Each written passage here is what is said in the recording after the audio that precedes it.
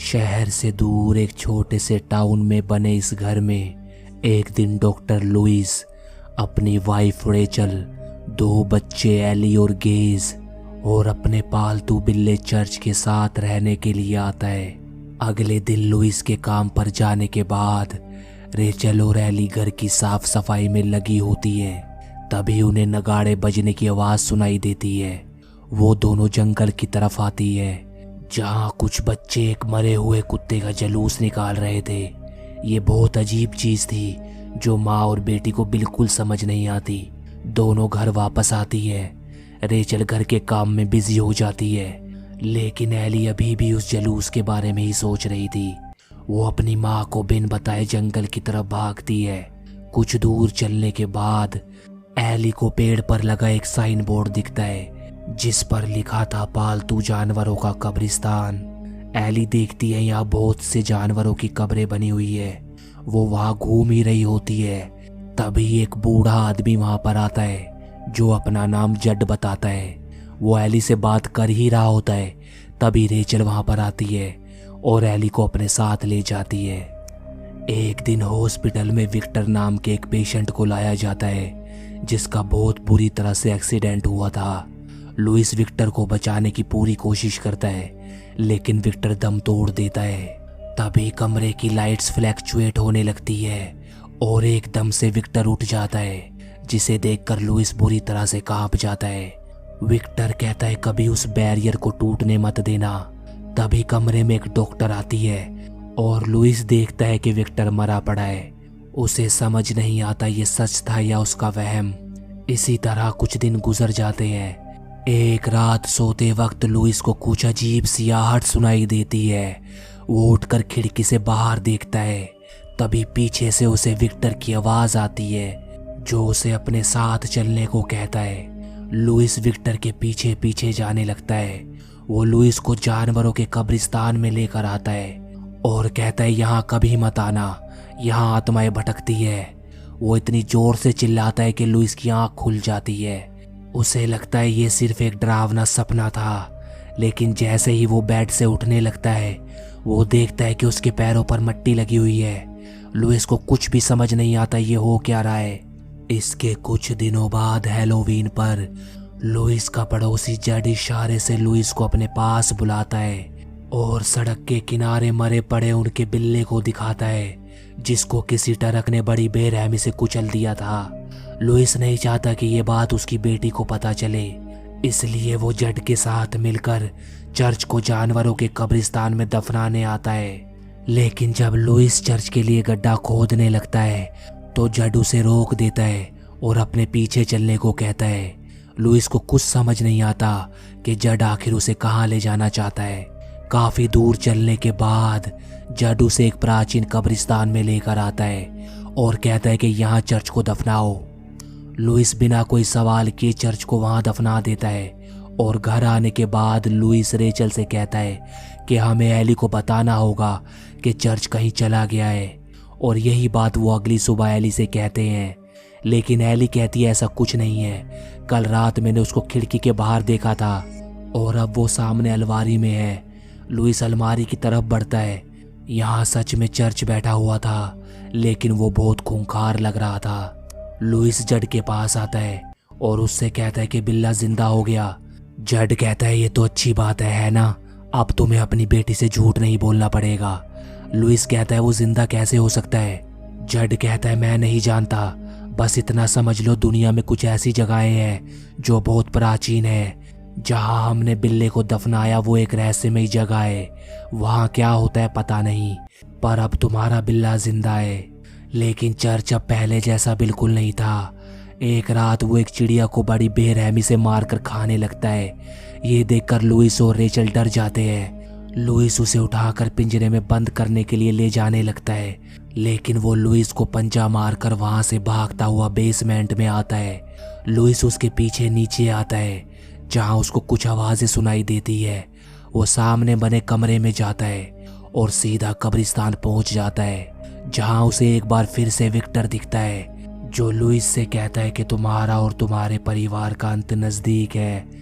और अचानक Louis basement में घबरा कर उठता है। कुछ समय बीतता है, लेकिन चर्च और भी ज्यादा हिंसक हो चुका था। वो कभी एली पर हमला कर रहा था तो कभी उसके छोटे भाई पर। ये देखकर लुइस जड के पास आता है। जड लुइस को एक किताब दिखाता है और कहता है कि कहानियां बताती है कि प्राचीन समय में वेंडिगो नाम का एक भयानक जीव हुआ करता था। ऐसी शक्ति जो मरे हुए को जिंदा कर सकती है, और वो शक्ति उस जगह में बसी हुई है। जड बताता है कि उसके पास भी एक डॉग था। उसके मरने के बाद हमने भी उसे वहीं पर दफनाया था, जिसके बाद वो भी जिंदा होकर वापस आया, लेकिन वो बहुत हिंसक हो चुका था। उसने मेरी माँ पर हमला करने की कोशिश करी, लेकिन मेरे डैड ने उसे मार दिया। मुझे लगा था शायद चर्च के साथ ऐसा नहीं होगा, लेकिन मैं गलत था। कई बार मौत जीने से ज़्यादा बेहतर होती है। इसके बाद लुइस चर्च को जहर का टीका लगाने की कोशिश करता है, लेकिन वो ऐसा नहीं कर पाता। इसलिए वो उसको दूर जंगल में कहीं छोड़ आता है। इसी तरह कुछ दिन बीत जाते हैं। एली के बर्थडे पर लुइस घर में एक छोटी सी पार्टी रखता है। सब मिलकर एंजॉय कर रहे होते हैं। तभी एली की नज़र चर्च पर पड़ती है, जो सामने सड़क पर मौजूद था। एली उसे देखकर उसके पास आती है।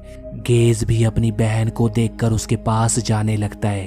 तभी सामने से बहुत तेजी से एक ट्रक आता है। लुइस अपने बेटे को बचाने के लिए दौड़ता है। वो अपने बेटे को तो बचाने में कामयाब हो जाता है, लेकिन ट्रक का बैलेंस बिगड़ने के कारण वो पलट जाता है, जिस वजह से एली उस हादसे में मारी जाती है। एली का अंतिम संस्कार कर दिया जाता है, लेकिन रेचल अब इस घर में रुकना नहीं चाहती।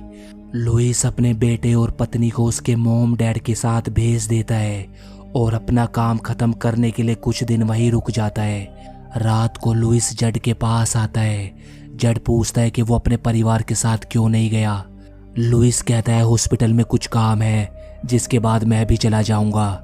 जिसके बाद वो अपने लिए और जड के लिए एक एक पैग बनाता है और जड से नज़र बचाकर उसकी शराब में बेहोशी की दवाई मिला देता है। उसके सोने के बाद लुइस अपनी बेटी की कब्र खोदकर उसको बाहर निकालता है। वो उसको दोबारा जिंदा करना चाहता था। वो प्राचीन कब्रिस्तान की तरफ बढ़ता है।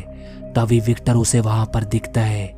वो उससे रिक्वेस्ट करता है कि वो ऐसा ना करे और अपनी बेटी को भूल जाए, लेकिन लुइस उसकी बात नहीं मानता और उसी प्राचीन कब्रिस्तान में एली को दफनाकर वो वापस घर आ जाता है। रात को जब लुइस सो रहा होता है, तभी उसको किसी की आहट सुनाई देती है। वो घर के बाहर आता है, जहाँ किसी के पैरों के निशान बने थे। वो उन निशानों का पीछा करते हुए नीचे बेसमेंट में पहुंचता है, जहाँ उसको एली दिखती है। वो बहुत अजीब तरीके से पूछती है, डैडी मैं कहाँ हूँ? लुइस कहता है बेटे तुम अपने घर में हो। जिसके बाद वो एली को नहलाने के लिए बाथरूम में लाता है। वो देखता है कि एली के सर के पीछे टाके लगे हुए थे। वो उन्हें इग्नोर कर देता है और नहलाने के बाद उसे बेड पर लेकर आता है, जहाँ एली कहती है मैं मर चुकी हूँ, है ना? लुइस कहता है ऐसा कुछ नहीं है और वो उसके पास लेट जाता है। एली कहती है मुझे मेरे अंदर से जंगल की आवाज़ आ रही है। लुइस कहता है सो जाओ बेटे। अगली सुबह जब लुइस की आंख खुलती है तो वो देखता है कि एली उसी ड्रेस को पहनकर नाच रही थी जिसमें उसको दफनाया गया था। नाचते नाचते गुस्से में वो चीज़ें तोड़ने लगती है। लुइस चिल्लाकर कहता है बंद करो ये सब। और दूसरी तरफ गेज को विक्टर दिखाई देता है, जिसे देखकर वो बुरी तरह से घबरा जाता है। रेचल लुइस को कॉल करती है, लेकिन वो फ़ोन नहीं उठाता। रेचल को डर लगने लगता है, इसलिए अगले दिन वो लुइस के पास जाने का फैसला करती है। वो एक बार फिर से लुइस को कॉल करती है, लेकिन वो कॉल नहीं उठाता। जिस पर रेचल जड को कॉल करती है और कहती है कि तुम जाकर चेक करो क्या लुइस ठीक है। इसी दौरान कार में गेज को विक्टर दिखता है, जो उससे कहता है कि वहां मत जाओ। और दूसरी तरफ जड लुइस के घर आता है, लेकिन लुइस जड को अंदर नहीं आने देता। जड को पूरा यकीन है कि जरूर लुइस ने अपनी बेटी को जिंदा करने की कोशिश करी है, इसलिए वो उससे कहता है अगर तुमने वो किया है जो तुम्हें नहीं करना चाहिए था तो अभी भी वक्त है, तुम उसे सुधार सकते हो। जिस पर लुइस कहता है मैं बहुत बिजी हूँ, बाद में बात करते हैं। और अपने घर वापस जाते वक्त जड का शक यकीन में बदल जाता है। वो देखता है कि एली अपने घर की खिड़की से झांक रही थी। जड अपने घर आता है और अपनी रक्षा के लिए ड्रॉर से गन निकालता है। तभी ऊपर से किसी की आवाज़ आती है। जड घबराता हुआ ऊपर आता है। सामने एली का बिल्ला था। तभी एली खंजर से जड पर वार करती है और कहती है, तुम्हारी पत्नी वहां नरक में जल रही है। जड कहता है, चुप रहो, तुम उसके बारे में कुछ नहीं जानती। तभी एली अपना मास्क उतारती है। जड देखता है ये उसकी पत्नी थी। वो कहती है, तुमने उस जगह के बारे में लुइस को बताया और उसकी सजा एली भुगत रही है। तभी उसका चेहरा बदलता है और अब वो एली थी, जो जड से कहती है तुम्हें इसकी सजा जरूर मिलेगी। और एली बड़ी बेरहमी से जड को मार देती है। दूसरी तरफ रेचल अपने बेटे के साथ वापस लुइस के पास आ जाती है। इतने में एली भी जड को मारकर वापस घर आ जाती है। उसे देखकर रेचल बुरी तरह घबरा जाती है। लुइस कहता है, ये हमारी बच्ची है, उसको गले लगाओ। लेकिन रेचल ऐसा नहीं करती और अपने बेटे को लेकर ऊपर कमरे में आ जाती है। एली लुइस से कहती है, लगता है वो नहीं चाहती कि मैं यहाँ रहूं। लुइस कहता है, ऐसा नहीं है, मैं अभी आता हूँ। वो ऊपर रेचल के पास आता है, जहाँ रेचल उससे पूछती है वो कौन है। वो हमारी बेटी नहीं हो सकती, हम उसका अंतिम संस्कार कर चुके हैं। लुइस उसको उस प्राचीन जगह के बारे में सब कुछ बता देता है। तभी लुइस को नीचे से कुछ आवाज़ें आती है। वो नीचे आता है लेकिन वहाँ पर एली नहीं होती। वो उसको ढूंढने के लिए घर के बाहर चला जाता है। इसी दौरान रेचल को अपनी मरी हुई बहन ज़ेल्डा दिखती है, जिसको स्पाइनल मैनिगिट्स नाम की बीमारी थी, जिसके कारण उसकी हड्डियां कटने लगी थी। और एक दिन वो शाफट में बनी लिफ्ट पर गिरकर मर गई। ज़ेल्डा रेचल की तरफ बढ़ती है। रेचल बुरी तरह घबराकर अपनी आंखें बंद कर लेती है और जब वो आंखें खोलती है वहाँ कोई नहीं होता। लेकिन तभी अचानक एली रेचल पर हमला करती है। वो उसको बुरी तरह जख्मी कर देती है। रेचल अपने बेटे को उठाकर एक दूसरे कमरे में छुप जाती है। इसी दौरान लुइस जड के घर आता है, जहाँ उसको जड मरा हुआ मिलता है। वो समझ जाता है ये एली का काम है। वो घर की तरफ भागता है और दूसरी तरफ रेचल बाहर निकलने के लिए खिड़की का कांच तोड़ती है। नीचे लुइस पहुंच चुका था। रेचल अपने बेटे को लुइस की तरफ फेंकती है। इतने में एली कमरे का दरवाज़ा तोड़कर अंदर आती है और बड़ी बेरहमी से रेचल को मार देती है। लुइस अपने बेटे को कार में लॉक कर रेचल के पास आता है, जिसकी आखिरी सांसें चल रही थी। तभी पीछे से एली लुइस पर हमला करती है। लुइस बेहोश हो जाता है, जिसके बाद एली रेचल को घसीटती हुई जंगल में लेकर आती है। कुछ समय बाद लुइस को होश आता है। वो भागता हुआ कब्रिस्तान आता है, जहाँ उसे एली की आवाज़ आती है। वो कहती है, आपने देर कर दी, मैंने रेचल को दफना दिया। और तभी वो लुइस पर हमला करती है। लुइस एली को मारने ही वाला होता है। तभी पीछे से कोई लोहे की एक रोड लुइस के आर पार कर देता है। ये रेचल थी।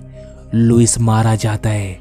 वो दोनों लुइस को घसीटते हुए दफनाने ले जाते हैं।